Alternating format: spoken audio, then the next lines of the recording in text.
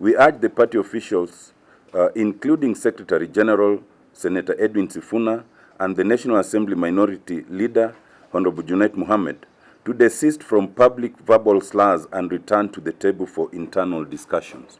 It's very easy to point fingers at different people. There are those who will point fingers at the President William Samoei Ruto. There are people who will point fingers at retired President Uhuru Kenyatta.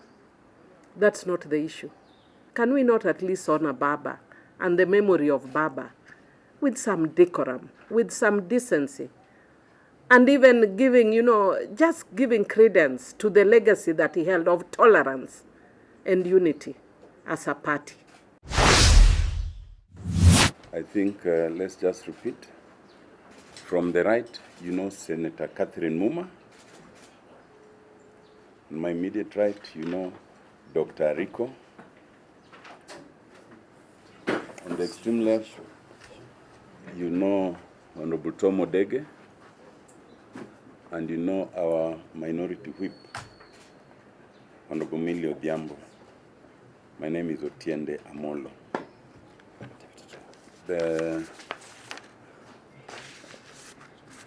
You know that Dr. Rico is also our vice chair in the ODM party. You know that I also serve as a vice chair in the ODM party.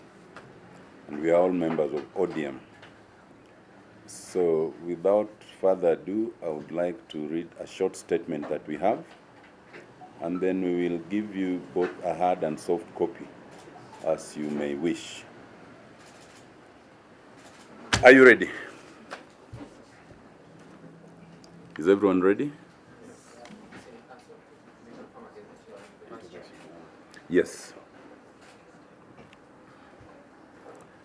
We, the undersigned, being members of Parliament, elected and nominated under the Orange Democratic Movement, ODM party, and serving as such and in various capacities therein, wish to state as follows.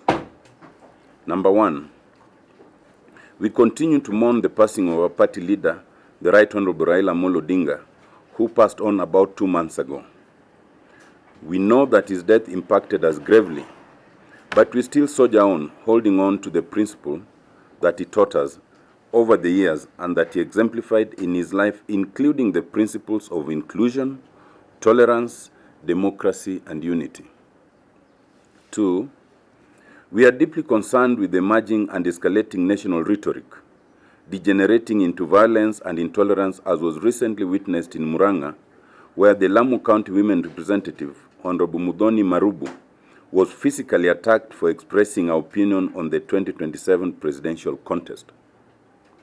We have also been informed of an incident where Kileleshwa MCA Robert Alai is alleged to have attacked and threatened to shoot Embakasi East MP Honorable Babu Owino due to different political views.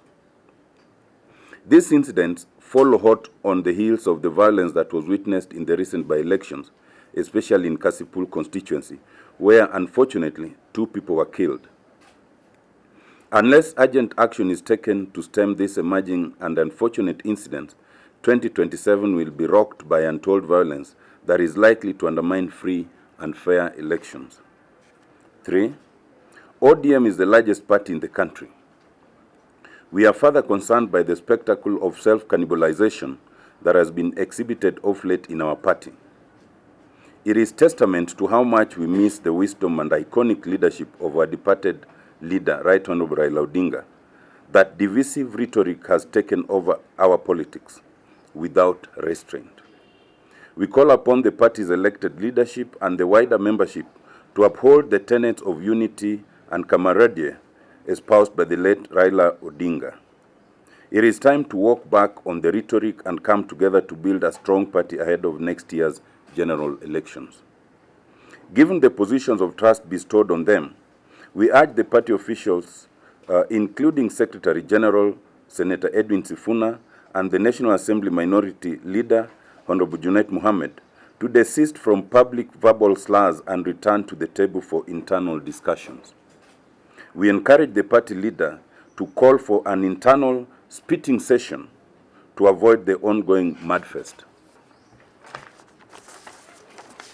Number 4, even as we appear to self-cannibalize, we can't help but curiously observe that small parties are aggressively and strategically moving to occupy the spaces previously held by our beloved ODM party. It is for this reason that we request our party leader, Senator Dr. Oburu Oginga, to move with speed, convene the party's organs, and help restore public confidence in the party before we begin to hemorrhage members to insignificant political formations. The current intolerance does not augur well for a revolutionary movement that the Right Honorable Raila Odinga founded on the ideals of democracy, free speech, and justice. Signed this 5th day of January 2026 by the following members: myself, Otiende Molo, member for Ariada; the Honorable Millie Odhiambo, member for Suba North; the Honorable Tom Odege, member for Nyatike; the Honorable Senator Catherine Muma, nominated Senator; the Honorable Nowino, member for Ndiwa; the Honorable Adumo War, member for Nyakach; and the Honorable Senator Moses Kajwang, Senator for Homa Bay. That's all we wish to say for the question that is relevant to this statement. We could take maybe a few. We'll take the 4, and then we'll determine who answers what. So let's start with you. My name is Jeff Kirby from KTN. Is the party likely to take a disciplinary action? The second question. There is a planned meeting of the National Management Committee to consider fostering of the SG Sifuna to take action against him. Can you confirm that such is what the SG spoke about over the weekend? Junet Mohammed is the one who ate the money that was meant for agents. Junet also said that Uhuru Kenyatta is the one who did not give out the money. So you just tell us, as the vice chair and officials of the party, what is the true position of this? And the last question. There have been calls about the need to have a national delegates conference to put the house in order, particularly on those who are holding interim positions. Does this team support such calls?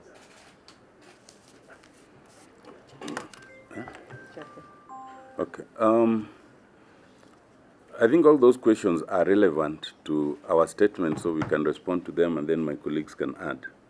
First, as we have said in the statement, we have learned of an allegation of the Alai Babu incident. Neither Alai nor Babu have spoken to any of us, and certainly not in the context of the party. As far as I know, the police are investigating it, and that appears to us to be a police matter. So I do not see how the party would come into such a straightforward police matter. Secondly, Mr. Wino, you asked whether there's a plan to have a National Management Committee meeting or an NDC to discuss the conduct of the Secretary General. As we have said here, first, none of us is aware of any such planned meeting so far. But all we have urged is that we have urged our party leader to call the relevant organ to discuss these matters, not just the SG, but the matters that are emerging. So we are hoping that we could actually have such matters and to discuss them within the party, not in funerals or in rallies or elsewhere. And so that's in tandem with what we are saying, but we are not aware of any plan yet. Thirdly, you're saying that the SG was talking about money that was eaten, and Junet was talking about money that was not given. Those are the things we are asking the party leader to rein in and call a meeting so that we can discuss. So that we can discuss it, not so much about history, because that milk was spilled already, but so much in terms of party cohesion moving forward as we go towards 2027. I think lastly is the question of whether we are calling and we support the call for an NDC or otherwise. I think our statement is clear. We are urging the party leader to call the necessary organs. NDC is the ultimate organ. it is possible to discuss things and resolve things even without calling an NDC. If therefore it becomes necessary to go there, we are urging our party leader to guide us on that way. But for now, it's not for us to take any position on whether it's the NDC, the Central Committee, or the NEC that should be discussing this.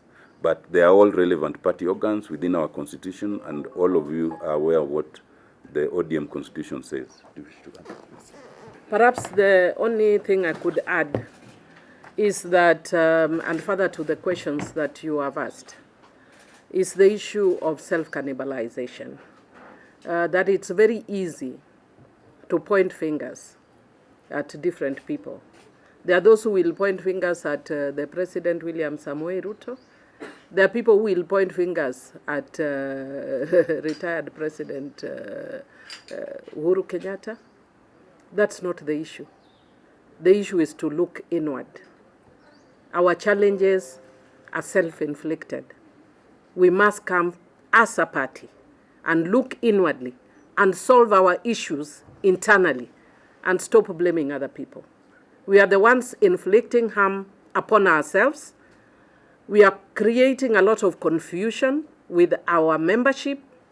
And in our statement, you notice that we have said that we are concerned about the curious emergence, concurrent and strategic emergence of small parties and entities in our hitherto strongholds.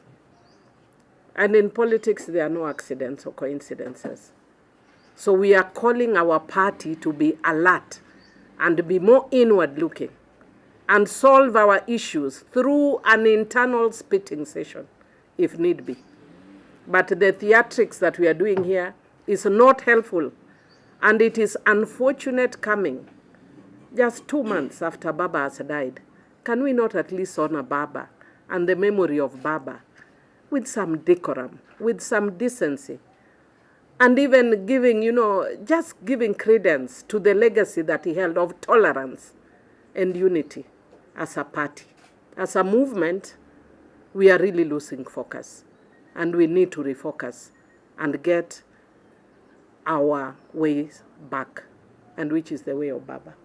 Thank you. Thank you.